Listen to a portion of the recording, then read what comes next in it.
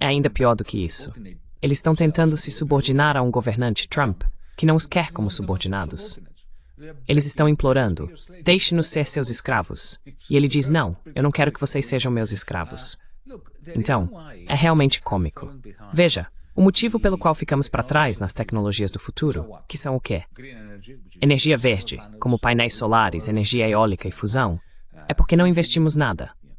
A Alemanha costumava ser a maior produtora de painéis solares no ano 2000. E o que aconteceu? Eles pararam de investir nisso. Os chineses os ultrapassaram em duas revoluções industriais, não apenas uma.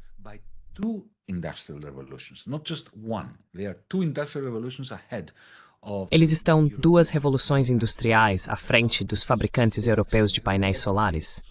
E é parecido com os veículos elétricos.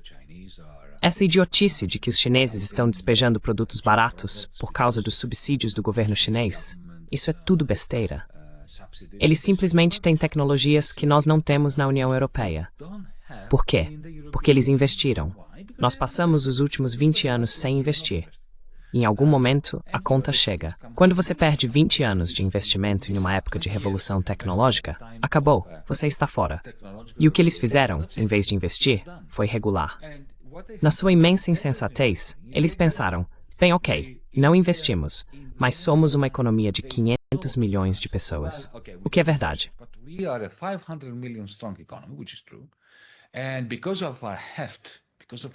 E por causa do nosso peso, por causa da nossa magnitude, pelo nosso tamanho, nós vamos regular, vamos impor nossos próprios padrões ao resto do mundo. Bem, você sabe, essa política não funciona por muito tempo. Se você não tem nenhum capital em nuvem, como eu chamo o capital que vive na nuvem, então em algum momento, o capital em nuvem vai superar suas próprias regulações. Você ouviu a conversa na cidade em Bruxelas de que se Trump impor essas tarifas horríveis sobre nossos produtos, sobre nossos carros e isso e aquilo, sobre alumínio e nossas bolsas Hermès e Louis Vuitton e assim por diante. Então nós vamos impor impostos digitais sobre as grandes empresas de tecnologia, o Vale do Silício.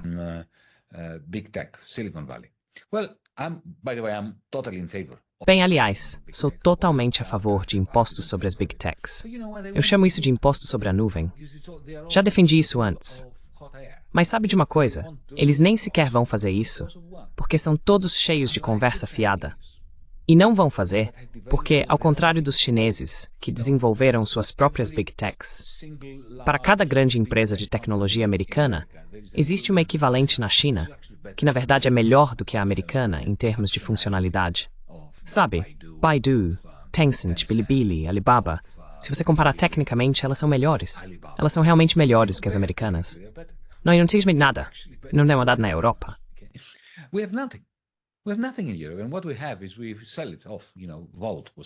E o que acontece é que vendemos tudo. Você sabe, a Volt foi vendida para o Vale do Silício americano. Então não tenho dúvidas de que se Bruxelas tentar retaliar as tarifas dos Staatsdienst sobre produtos europeus com um grande imposto sobre a nuvem para as Big Techs, as Big Techs vão chantagear a Europa, simplesmente dizendo, vamos cortar todos os serviços para vocês, europeus. E então, o que Ursula von der Leyen diria aos europeus? Vocês não têm acesso ao YouTube. Vocês não têm acesso ao X. Os americanos podem facilmente fazer isso por alguns meses. Bastaria uma semana cortando o acesso dos europeus ao YouTube para toda a comissão desmoronar. Então essas são todas ameaças não críveis na nossa linguagem econômica.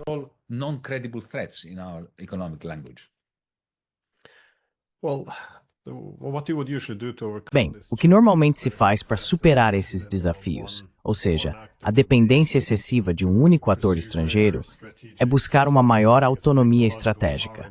Eu diria soberania tecnológica, além de diversificar suas parcerias externas. Mas parece que os europeus estão se isolando de outros centros importantes, sendo a China um deles. Fiquei feliz que você mencionou a China, porque eles não estão fazendo isso. Eles estão desenvolvendo sua autonomia estratégica. Eles estão diversificando suas parcerias externas. Mas, nessa guerra econômica, porque os dois principais atores parecem ser obviamente os Estados Unidos e a China, quem detém a maioria das cartas aqui? Como você vê o desenrolar dessa guerra econômica? Por que os chineses não estão retaliando de forma mais contundente? Como você interpreta essa situação?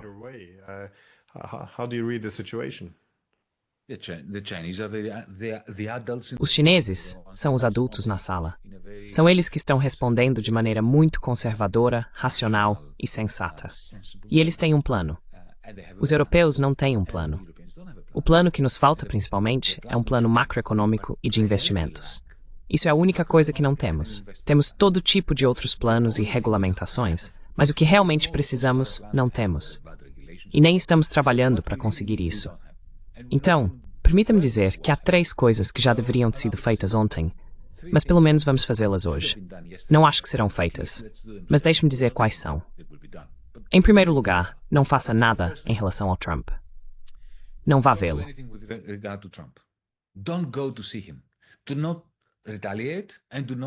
Não retalie e não vá implorar por um acordo comercial.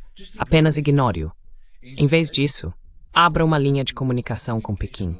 Não estou dizendo que devemos nos tornar vassalos de Pequim, da mesma forma que fomos vassalos dos Estados Unidos.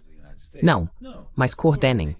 Em primeiro lugar, acabem com todas as tarifas que a União Europeia impôs à China a pedido dos Estados Unidos. Essas tarifas sobre painéis solares, por exemplo, foram impostas a nós por Washington. Washington ligou para Bruxelas e disse: "Vocês coloquem essas tarifas nos chineses porque estamos em guerra com os chineses." Bem, veja, os americanos estão em guerra conosco. Por que deveríamos estar em guerra com os chineses só porque os americanos estão em guerra?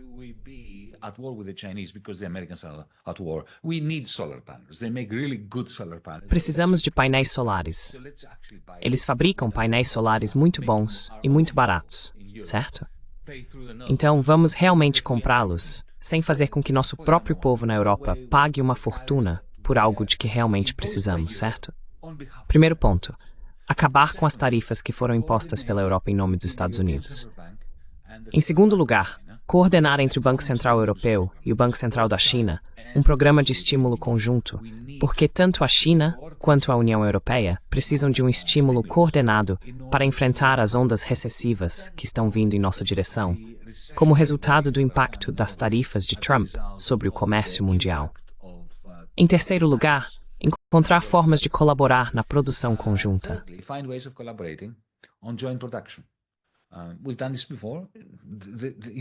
Já fizemos isso antes. Foram a Siemens e a Alstom que foram à China e ajudaram a construir ferrovias, que agora são muito melhores do que as nossas. Por que não temos o mesmo? Por que não temos joint ventures entre a Volkswagen e a BYD para produzir carros elétricos na Alemanha, por exemplo? Então, essa seria a primeira coisa que eu faria. A segunda coisa seria partir direto para um programa de investimentos que preencha a lacuna de investimentos que mencionei antes, de cerca de 600, 700 bilhões por ano. E a maneira de fazer isso, não faça por meio de um fundo de estratégia de recuperação bobo, como o que criamos durante a pandemia, que foi uma péssima ideia. Porque, essencialmente, o que isso fez foi taxar trabalhadores alemães pobres para dar dinheiro a oligarcas na Itália e na Grécia, para resumir de forma muito sucinta e contundente.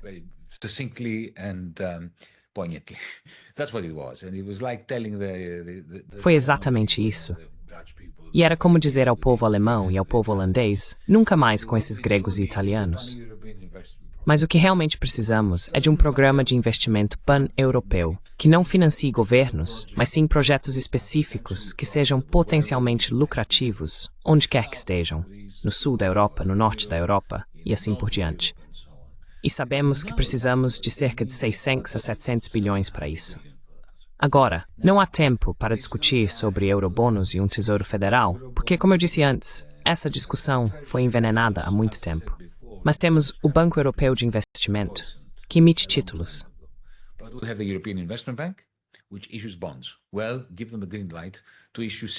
Bem, dê a eles sinal verde para emitir 600 bilhões de euros em títulos por ano, pelos próximos 5 anos, digamos.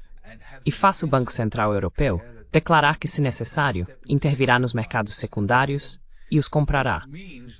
Isso significa que os títulos do BEI que estou propondo terão taxas de juros inferiores a 2%, talvez até menos de 1%.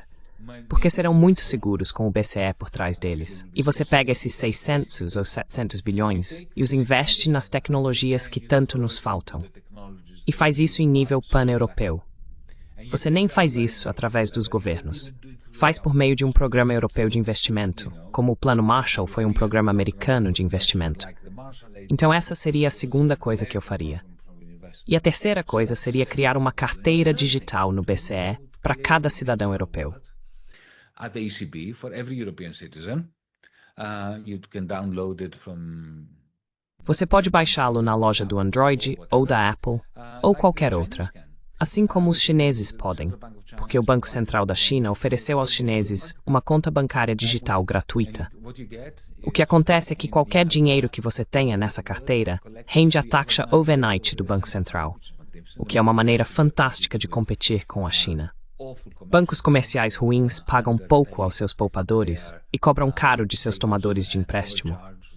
E, de repente, você tem esse novo e incrível universo digital de pagamentos gratuitos, pagamentos internacionais. É assim que você compete com o WeChat chinês, com a moeda digital chinesa. É assim que você força os banqueiros. Basicamente, você diz a eles que eles não têm mais o monopólio do sistema de pagamentos. Se quiserem oferecer bons serviços aos clientes, que o façam.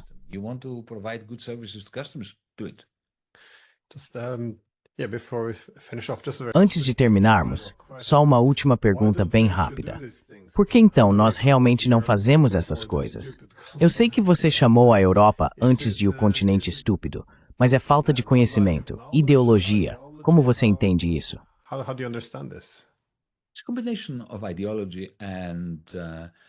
É uma combinação de ideologia e conveniência.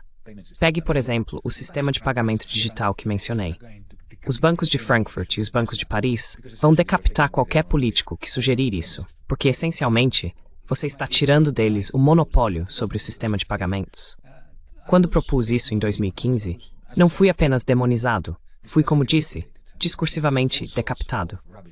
Todo tipo de bobagem estava sendo publicada por toda parte, patrocinada por banqueiros que realmente queriam me derrubar, me anular como entidade, porque isso representa muito dinheiro para eles. Quando se trata de organizar, criar esse programa de investimentos, veja, minha opinião sobre isso é que o establishment financeiro e industrial alemão ainda não aceitou o euro. Has not acquiesced to the euro yet. We've had the euro since 1992, almost. Nós temos o euro desde 1992, quase isso, desde o Tratado de Maastricht, certo? Mas eles realmente não aceitaram. Eles aceitaram, mas querem manter o direito e a oportunidade de sair do euro. Esse é o establishment alemão. Eles nos permitiram usar o marco alemão na forma de euro, mas querem poder puxar o plug e sair, o que significa que eles não podem ter tanta dívida comum. Então, o motivo pelo qual dizem não à dívida comum, o que significa que não podem ter um programa comum de investimentos, é o direito da Alemanha de sair da Europa, mesmo entre os europeus mais convictos que não querem sair da Europa.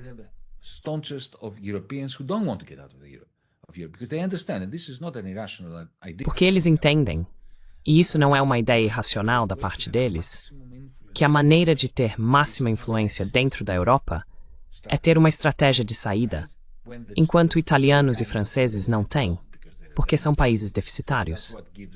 É isso que lhes dá mais poder do que aos países deficitários. Mas, no momento em que você está preso a uma dívida comum, é o motivo pelo qual a Califórnia não pode sair da união do dólar, porque é impossível saber qual parte da dívida soberana americana corresponde à Califórnia. Então é isso. Essa é a minha psicanálise das razões pelas quais eles não fazem aquilo que, no fundo, também sabem que precisa ser feito. Deep down, they also know it needs to be done.